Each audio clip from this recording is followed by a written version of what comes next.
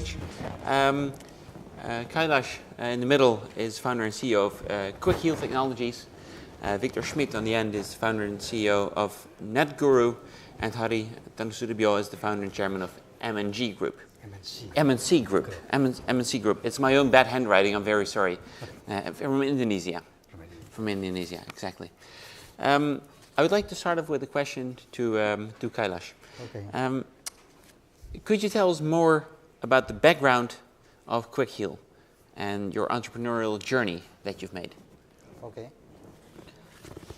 So, if I have to talk about Quick Heal Technology is a IT company in India working on product development for cybersecurity, and it starts with antivirus software, firewall, gateway level protection, data leakage prevention, and so many, like there are around 25 different products into cybersecurity.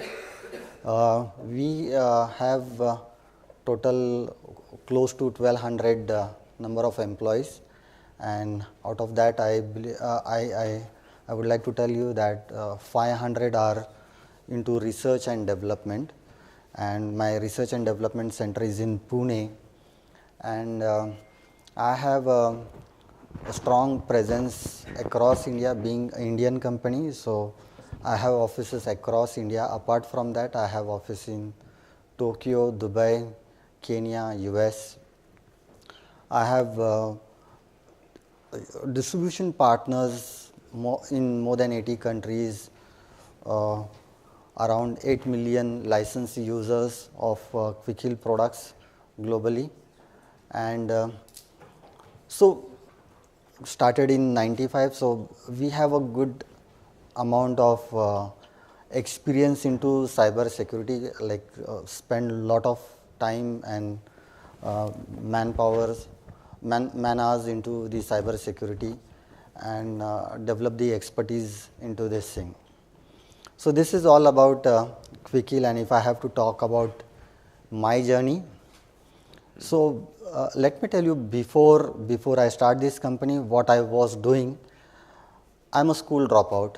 I used to do screen painting. I used to do radio repairing at home when I was in 7th grade school, and while doing this, I was not very much keenly interested into studies, and then I left the school, and since I was doing radio repairing and all this thing, I wanted to learn something advanced part of it. So I did first job after leaving the school, where my role was like repairing calculators and ledger posting machines. Here I learn digital electronics, mechanical, customer handling, and not only that, even books, account books. So this is what I learned in my job, and when did I decided to start my own business? When I saw first time computer in bank. So when I was there in bank for repairing this ledger posting machine, that time I saw one computer in bank which I was not aware of. I asked them, what is this machine all about? And then they told me this is a computer. And that is where it started interesting me, that I wanted to do something different, and I want to learn all these things. So I learned computers through reading books, and then I started my own computer repairing center by the name of CAT Computer Services, where I used to repair these computers, then lot of electronics, mechanical machines, and all these corporate machines. And while doing this, my younger brother, he is 4 years younger to me. I pushed him towards computer graduation, and I think he was in a second year. Then I used to call him at my workshop for practicing, and I pushed him towards developing this software, because I used to face virus problem. Whenever I used to go to my customer place to repair computers, I used to face a lot of virus problems. So I pushed him towards, developing small tools to, give proper solution to my customer. He had to do the hard things. Yes, and then he really developed good tools, and after developing those tools, I started feeling that I should develop my own antivirus software. And I convinced him because he was getting good opportunities by the end of his graduation, but I convinced him to stay back with me in India and we'll sit and develop the antivirus software. And then he really worked very hard towards it.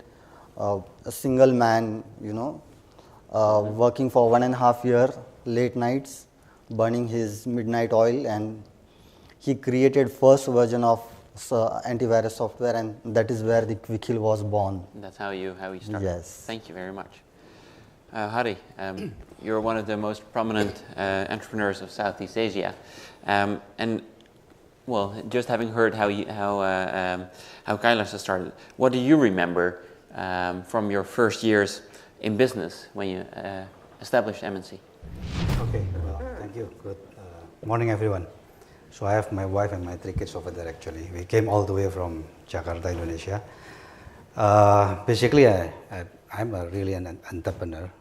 So just give you a bit my background shortly. I finished my MBA basically in late 1989. And then I started my own business. I'm number 6 out of 6 brothers and sisters. And then I started with my financial services, stockbroking company. And then over time, the company has grown until such what we have today. Now we have 35,000 plus employees with operation also in China. Here we have a lot of partners everywhere. We are involved in basically in media. So we do end-to-end traditional media, PTV, broadband, OTT, and also we do also digital media, and we are the largest content production company also, producing all kind of content, movie, drama, animation, talent search, and many others. And we are in the financial services. Basically, the business has started originally as stockbroker, but we have expanded to cover bank, life insurance, general insurance, and consumer finance, leasing, asset management, also my original securities company. And then we are in property and hospitality, resort, basically hotel, office building, and is there anything you're not in? Actually, we have 2 resorts development with Trump organization in Indonesia, which is the largest investment outside the US for the Trump organization. So we built 2 big resorts in Bali and also in Bogor, 1 hour from Jakarta. And we do some investment. So basically, it's not important. What I like to share is about the entrepreneurship. Entrepreneurship, what is very important, because I have experienced up and down. I lost companies also, I have lost, sometimes I lost big also investment. Is basically, smart entrepreneur is different from gambler. It's very important to highlight. Because smart entrepreneur always measure the downside. So we have to always measure the worst. If it happen, we can still sustain, we can still fight back, we can still stand up, and we can still learn from the past mistake, and we can still try again. Gambler basically is win or lose. I think this mentality is very important, because if our mentality is a gambler, if you lose everything and you get bankrupt, you cannot come back. So I always teach, the young people, because I have many hats. Maybe not only I'm an entrepreneur, I run this MNC group. I'm also a politician. I chair a political party, which is growing. I focus on the young people, because Indonesia has a lot of young people. 40% of the population below 40 years old. So we have a lot of millennials. And it's growing. The population is growing about 3.6 million every year, because the average age is below 30, about 29 years old. I'm also a university instructor, so I give lectures. If you give lectures, and if you tell about the early days of your career, what do you tell them? About this. So basically, I like to encourage young people to become entrepreneurs, because in particular in Indonesia, we need to promote young people to have entrepreneurship mentality, because if they are just job seeker, who is going to provide the job? They need to provide the job. We have a very fast growing population, so And number two, which is equally important for entrepreneur, never, this is a lesson I learned from also my friends, never give a personal guarantee. When you do fundraising, you borrow money from the bank, never expose yourself personally, just use your company, limited liability company, so it's that's your maximum exposure, because nobody predict the future, even though you are very smart. Yeah. So if you lose, you fail, you don't lose everything. Yeah. Gambler, basically, you are exposed personally. Exactly. Yeah. So, well, thank you very much. Yeah. We actually have a young entrepreneur on this panel as well, and that's Wiktor Schmidt. You are in a new industry, you might say. Can you tell a bit about what you do in that industry and how that industry differs from traditional industries? Sure. Yeah. Thank you so much for the invitation. Yeah, I feel like I'm much earlier in this journey than my friends here.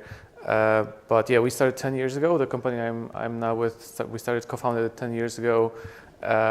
What we do is we are kind of service company that helps startups and scale-ups and recently also corporates build digital products. So we have a team of close to 500 people now, designers, engineers, consultants, project managers, and we built a good number of different kind of startup-like projects. So even for corporates, when they come to us, they want to work with us to build something that's kind of a little bit different, that's a little bit new, that they're trying to experiment with. And yeah, it's definitely an interesting market for us.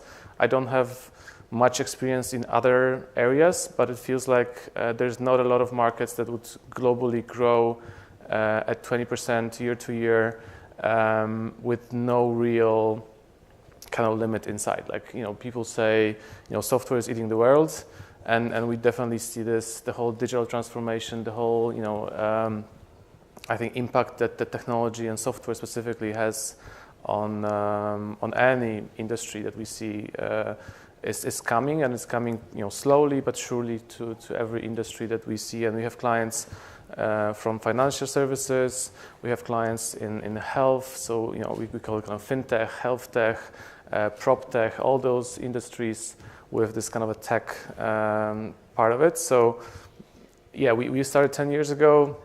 Before that, my kind of personal journey was also, I think, in a way around entrepreneurship. I was doing some freelance work. My background is in technology, so my background's in I finished Polytechnic in Poland, and we've myself and my co-founder were always very passionate about computers as well, but I think specifically about because of the time that we kind of went into business about internet as a specifically. So like 10 years ago, it wasn't as obvious how big of an impact the current state of connectivity is going to have on the world, and we were very excited about this. So over those 10 years, I think pretty much everybody understands how big of an impact it has and it's going to have.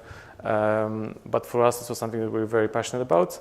And both of us used to do some kind of freelance work for kind of smaller clients, and we decided that together maybe we can do bigger projects. And then, as we kind of grew, we realized that the bigger we are, the bigger clients we can serve, and the larger the business can be. So it was very much of an organic process of growth. And I always feel like our story is a little bit less romantic, because it was really like a step-by-step growth of just doing something small, trying to find bigger clients, trying to find more exciting, more impactful projects, and we are somewhere along this way. But I feel like there's just this year we had 10-year anniversary, but I'm very, very excited about the next 10 years. Thank you very much. Well, talking about romance, you just raised the topic of how you grow romantically or not. And how you can do that. Kailash, you are an Indian company and you're trying to go global, I understand. Can you tell me how that is going and what the challenges are? And perhaps, is that a romantic story or not? Yes, of course it is a romantic story.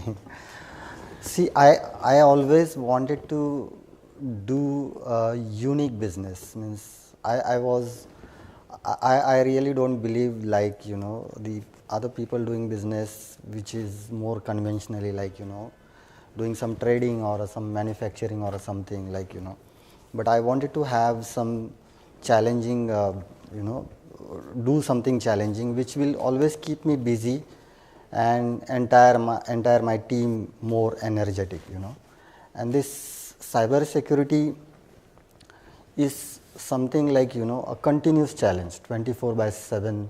It is a continuous challenge. I would say it's an impossible challenge because there's no solution which is available on Google. Something like if there is some attack going on at this moment, you won't find any solution on Google. You will have to, innovatively create or do something to really solve this problem and to make sure that your customers, your clients really don't suffer by this cyber attack. And I'm doing this since a long time. When I started this company, it was a small company, but today, being such a big company, being a listed company, and there are a lot of investors and all these people keep on asking me questions, and so I have to learn lot many things. And while doing this business, I have learned so many things also, like management and all these things. So the mission is to protect digital world globally, and we are doing this for last 25 years. Okay, thank you. Hary, then Yes. if you also hear this, what is entrepreneurial success in your eyes? Is it? Okay, working hard alone is not enough. Yeah, persistent alone is not enough because many teach basically to become a successful entrepreneur. You have to work hard. You have to be persistent. You have to keep trying. I think what is important initially, you have to understand the market situation and trend. So you have to know what business you have to be in. That's very important because if we are wrong, we are in the wrong business. Even though we work very hard, we never get there. Yeah, this is very important. So this is very important. Like today there is a very critical migration shift from the. I think the previous speaker, Mr. Kapoor, talked about the fourth industry revolution. It's true. So basically, there is a shift from the third industry to the fourth industry revolution. The third industry is basically where system technology is supporting the conventional business. For example, we have retail business, big retail outlet. And then we have the logistic software to support, to make sure everything can be moved faster.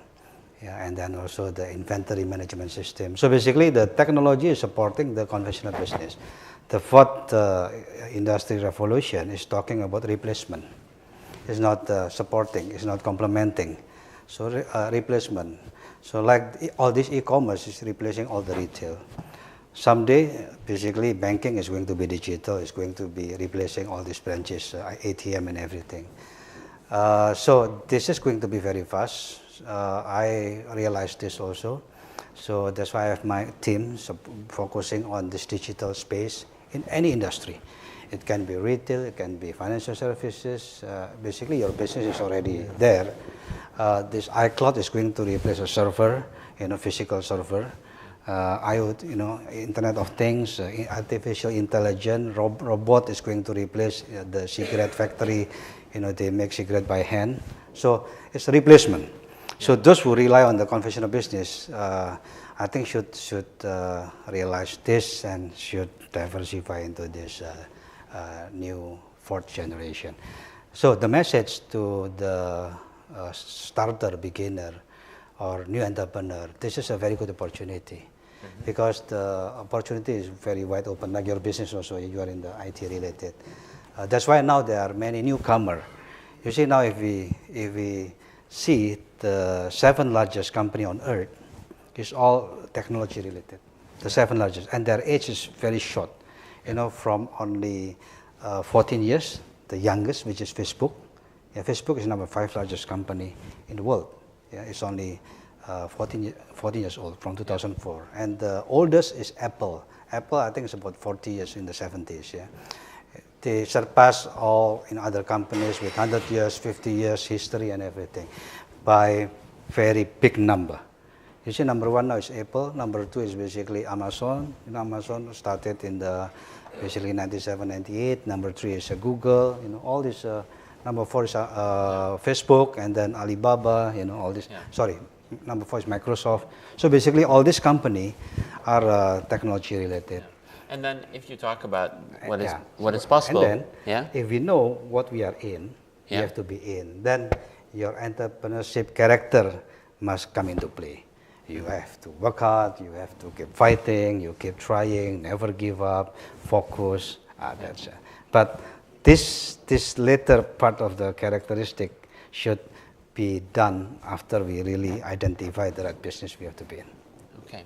And then with all the new technologies, what is, say, very easy or very difficult in comparison with 20 years ago? Because as you just mentioned, we live in a changing world. Exactly. So what are the things that you feel are much easier nowadays or much more difficult nowadays than 20 years ago? So we have to adapt. It's not like the young people adapt to the old style, the conventional way of doing business. Now the conventional way of doing business must adapt to the new way of doing business. Like me now, I recruit a lot of young people.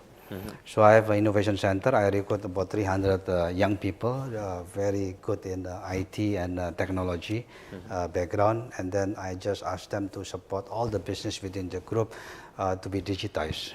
Yeah, wow. Like even now, some of the digital business within the group, I hand it over to my kid because they know better than me. I'm very much lacking in technology, but I know the trend. How it's going to be. Yeah. This is very important because I predict the majority of conventional business who don't migrate to this new tech will diminish. Yeah, thank you. Yeah, during my days when I studied in Canada, I took my bachelor and master MBA in Canada.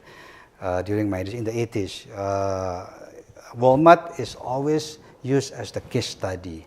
How successful Sam Walton building his own basically department store, Dep store, become the largest in the world. At one time, the market cap was 400 billion something. Now with Amazon.com, all this online, it's only 200 billion something. Yeah. The size is only 1/4 of Amazon. Yeah, changing world. Yes, it's replacing. Yeah. So we have to be careful with this thing. Like even taxi, Uber, Uber is replacing a lot of there are a lot of just basically going on in that space. What they do is just they build an application. Yeah. Well, talking about what just Kailash said about that you also have to do something unique, and also you say grab the chances that are out there. Wiktor, can you tell a bit more about what made Netguru different or stand out in the early days of your venture? Yeah, I think you were asking about the differences that are like what's different between now and maybe 10, 20 years ago. And I think the thing that we were kind of lucky to have is actually this opportunity to be here when this change was happening. So I think compared to maybe entrepreneurs 10, 20 years before, we had a lot of tools that kind of helped us build something that maybe even from day one had an opportunity to be a global company. So our clients are pretty much all over the world. So majority of them would be kind of Europe. We have a good number of clients in the Middle East. US is a big market for us.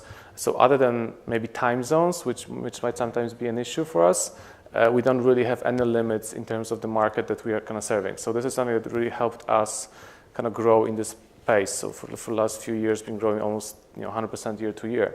But at the same time, obviously there's been entrepreneurs, also in Poland in the similar space.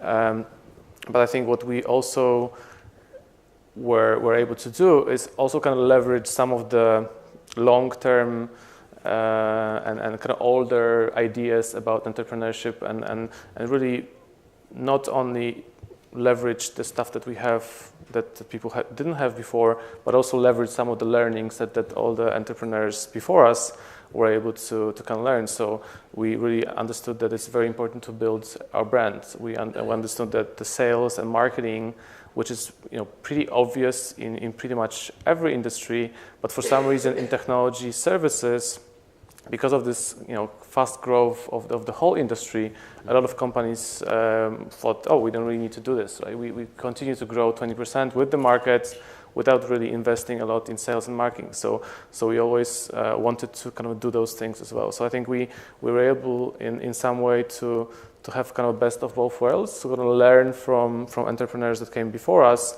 but at the same time really heavily leverage the tools that we have only for the last few years in terms of communication, in terms of the access to markets globally, in terms of things like remote work. So we have 6 offices around the country. We have people working with us, even almost like 100% remotely, and all our clients are kind of outside of Poland. So this is something that was almost impossible probably like 15 years ago.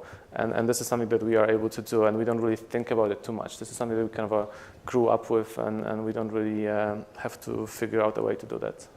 Wow, thank you. Yeah. Well, one thing that you point out is the 20% year-on-year growth, which is very big. And in your previous comment, you said like, well, there are not too many industries around that might have that, but one of the industries that might have that is the cybersecurity industry.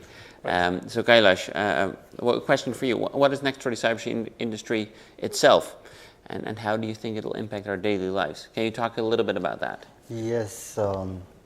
See, when I started this cybersecurity business, software development, that is an antivirus software, which was in year 93 something. At that given time, there used to be hardly 2 to 3 viruses in a month. Today there are lakhs of viruses, means thousands of viruses in a day actually, around 700,000 viruses per day. So that given time, I never thought that how this industry is really going to grow. But I was not at all looking from a business point of view, but I was always looking from a solution point of view. What can I do best to my customer, and what are the skill set which I have, So I believe that this security thread will move to each device which is programmed to do what it is supposed to do. Like you can start from CCTV camera to all the IoT devices. So today we are talking about computers and mobiles, but this is going to go to each and everything, like wherever these cyber threats are there, and there this cyber security security threats will be there, and there the cyber security is very, very important. Cyber security means this security threat has become a parallel economy actually. Previously people used to develop this kind of threats. Cyber criminal used to do these kind of things as a hobby, but now it has become a economy. People are generating revenues, because cyber crime is sort of a bloodless crime and can be managed from remotely, also from any place. And if you look at the global laws, they are not yet cope up to deal with these cyber crimes, and that's the reason this cyber crime is increasing day by day in a very big way. Does that also mean that the future of Quick Heal might not only be in tech, but also might diversify? I mean, Quick Heal would be a very good name for a healthcare company, I suppose, for example. My focus will be only on digital security, and I believe that there are many things to do in this cyber security. Not only the few products, but you can develop so many things, because everything is becoming digital now. Everything, even IoTs and everything is going to get digital. Yeah. Well, with everything becoming digital, in a way our world is becoming very small. Yes. And everything can just cross borders can easily. Be targeted for security. And let me tell you, any security is not a perfect security. Yeah. Because it's a 100% continuous, it is a continuous involvement, involvement, because whatever you develop as a security, you know, so bad people will always try to look a way out and to, you know, hit into it. So it is a continuous involvement. Yeah. So if we're talking about, okay, so the world in that sense is becoming very much smaller, Hary, then entrepreneurship in the world, is it also becoming one, or do we see different challenges in the world? And how would you like to help entrepreneurs in other parts of the world to set up their businesses? Well, it's very wide, maybe if we talk globally. Yeah, but the reason why I'm in politics is because I want to do something for the country. Yeah, we have also a campus actually. We have campus, we gave a subsidy for poor students to study in our campus. Basically, what Indonesia needs is to grow these young people to become more sophisticated so that they can build the country, you know, to create more entrepreneurs. You know, in Indonesia, we have only 13% of the population having university education. So basically, the majority is still high school and below. 40% is still basically elementary school and below. So this is a very important job for any citizen that has the capacity to help the country to build a nation. So that is basically my passion. Wow. That's why I'm also teaching in the university. Yeah. I've given a lecture in more than 180 universities across Indonesia. So I travel, you know, from remote area, Papua to Aceh, you know, everywhere, not just in big cities. So that is your true passion, you say? Yeah, it's my true passion. So we need to group these young people because welfare will never increase if the job seeker growth is faster than the job provider. It's very simple, you know, way of, you know, seeing how wealth can be or welfare can be increased. So the job in the future for the good government is how we can provide more jobs by creating more entrepreneurs, among other things. Wow. I want to add what you said. Sure, yeah, go ahead. Basically, not only with the new thing, new tech, but to be different is very important. Yeah, basically, this is also a message for any entrepreneur. If you want to grow better, make sure you are different. You are not just the same as the rest. You know, I want to share the success of Apple because I've given this example when I give lecture. You know, Apple was started in the mid-70s as a computer company. And then after 10 years, the company could not compete with IBM and many computer company from Taiwan like Acer and then Samsung from Korea. Their labor is cheaper. And then the performance actually declined. And Steve Jobs was fired. And then replaced by his successor. And then his successor also tried to work very hard, but positioned the company as a computer company for the next 10 years until the mid-90s, but could not grow. Yeah. Could not grow, and then finally Steve Jobs came back as the CEO with all his backers and to run the group Apple. And he just realized basically Apple at that time was in the position of in the what is called red ocean zone. So where the situation is very competitive. So computer is everywhere. So the key success factor is basically just price war, and they cannot compete with computer from Korea, from Taiwan, from China, which is cheaper with the same features. And then finally, Steve Jobs decided to innovate, to make it different.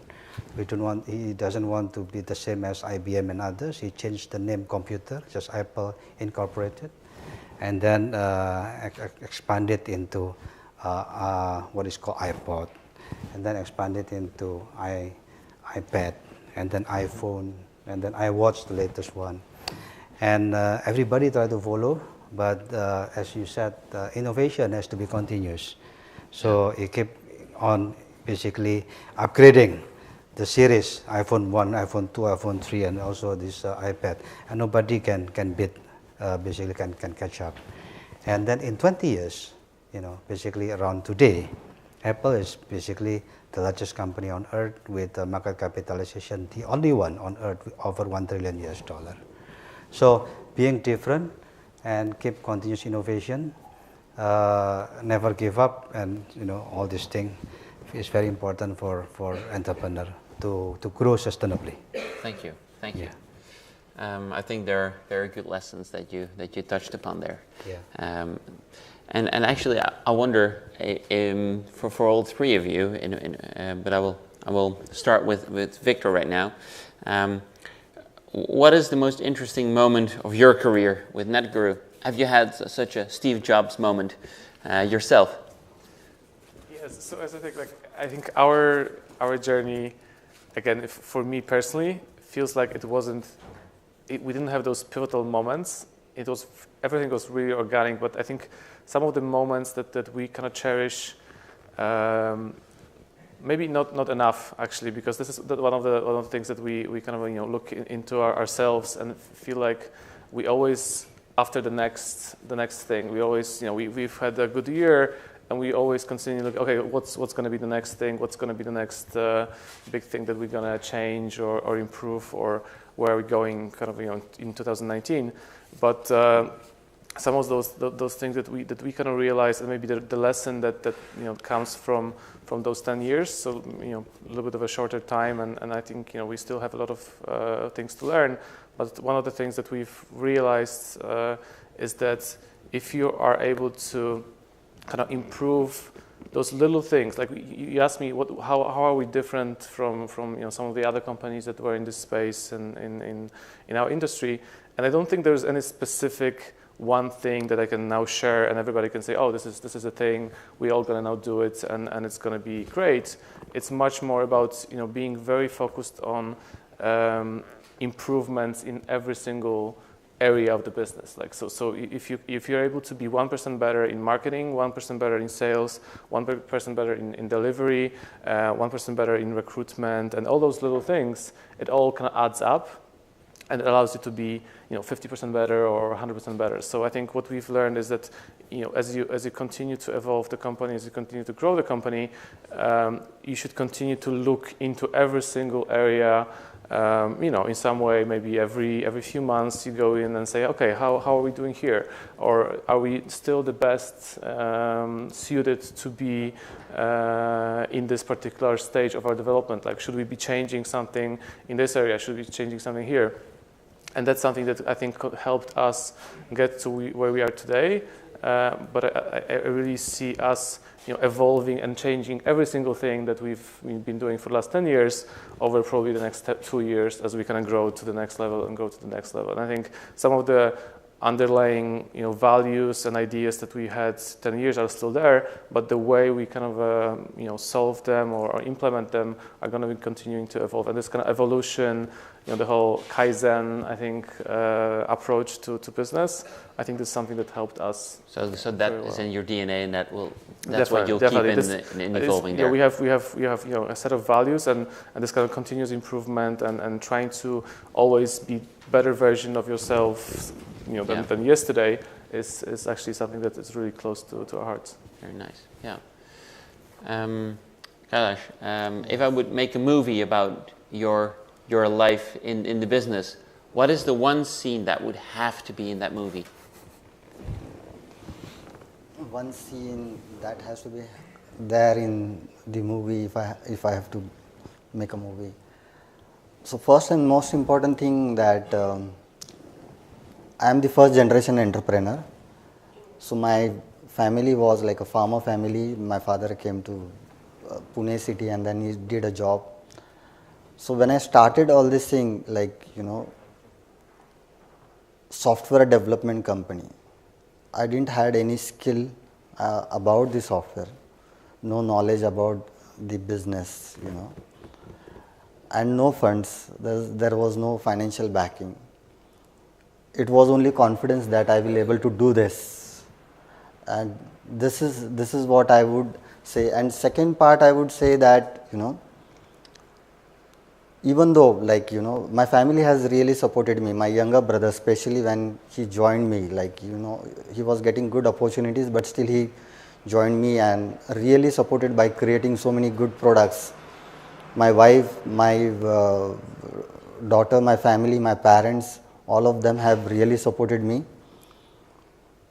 by showing confidence in me that whatever I have confidence and I have really working towards it and taking a big risk, whatever I have done the saving and putting into this business and taking this business to that next level.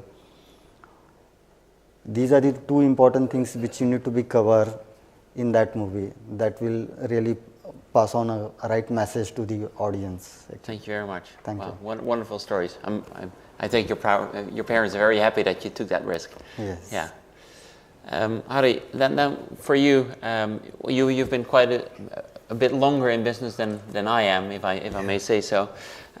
So what is your most memorable moment in business? Most memorable moment in business when I lost big investment, of course, but it's something that I have to learn, why I made the mistake and try to not to repeat the same mistake. Basically, entrepreneur is very important to have such an attitude. Never give up, you try again, but make sure you learn from the past mistake. And the second thing, when you achieve something, there is a satisfaction. Yeah. It's more satisfaction rather than the commercial issue. Yeah. So that is something to be celebrated. Exactly. Wonderful. Thank you. Is Thank there any questions from the audience? I will have to do it this way. Is there any question for one of our great panelists? No? Okay.